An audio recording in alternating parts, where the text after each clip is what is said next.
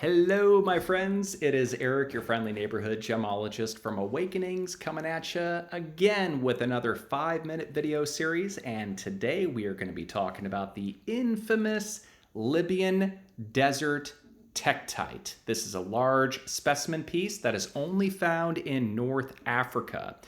It is also known as Libyan desert glass, or also it is known as the Eye of Sahara. So again, one of the main places in the world where this specific mineral species is found is in the Sahara Desert.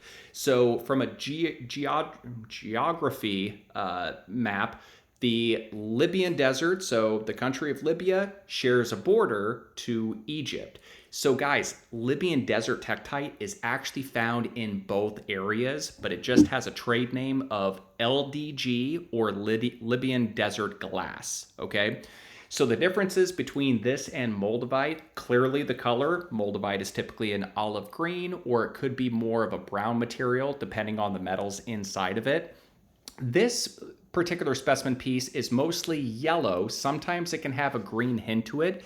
It contains a lot of silica inside of it, but a lot of iron oxide, okay? Libyan desert glass is also going to be a lot smoother than moldavite, and the reason why, everybody, when this meteorite fell between 28 to 29 million years ago, where it is actually 14 million years older than moldavite, okay? Think about that. 28, 29 million years with this particular extraterrestrial meteorite that crashed into the northern part of Africa. It actually vaporized all the earth around it, and then it liquefied, and it shot up that liquidation that instantly cooled by the atmosphere and then touched down in the parts of Libya and the Egyptian desert. But here's the interesting thing. So back in the day, 28 to 29 million years ago, when this meteorite crashed, there's no scientific evidence that Egypt was full of sand, because history has shown and proven that it was actually containing enough water to sustain life. But we do know, however, that Libyan desert tektite, so this particular type of piece, would actually be found in King Tut's tombs. So Egyptians used to carry these as talismans for good luck and prosperity, but also they would wear it as jewelry as well.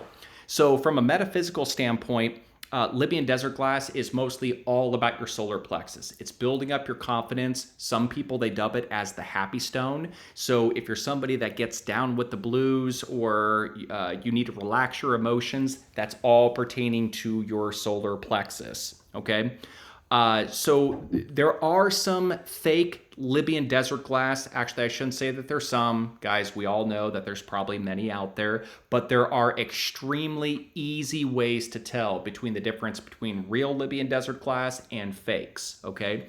A lot of the fakes have been synthetically processed in the country of China. So I never encourage people to shop for Libyan desert glass out of Chinese factories, because more than likely it is synthetic, artificial, man-made glass, okay?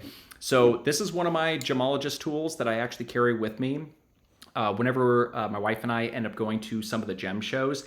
And guys, you shouldn't actually need a triple loop or a magnifying lens to be able to tell, but Libyan desert glass is going to be a lot smoother, like I mentioned, than moldavite.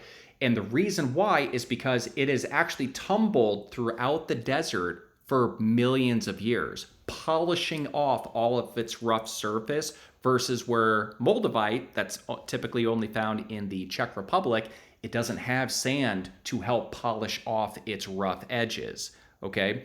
So it's going to have some yellow tint variation. It should have more of a matte look and not shiny, but also if you look, they should also contain gas bubbles and also natural pit craters. So natural pit craters are going to be more like worm-like creations or worm-like holes.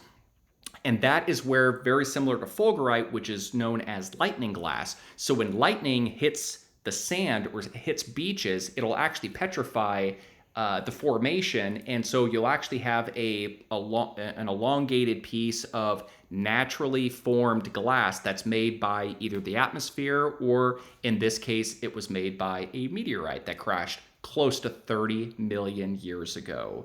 So, and I promised everybody I'm going to keep these about 5 minutes or less, and we are just at there, right at time. But if anybody has any questions on Libyan desert glass, you can always post the questions in the comments, or if you're ever interested in purchasing and you want something that is gemology approved and certified, make sure you go to awakeningstore.com, and we have an entire collection. And guys, we're always adding to the collection as well. Jewelry, we got bracelets, we got tumbles, we got ruffs, we got it all, okay? So until next time, everybody, until tomorrow's video, can't wait to see ya. This is Eric, signing off. Bye-bye.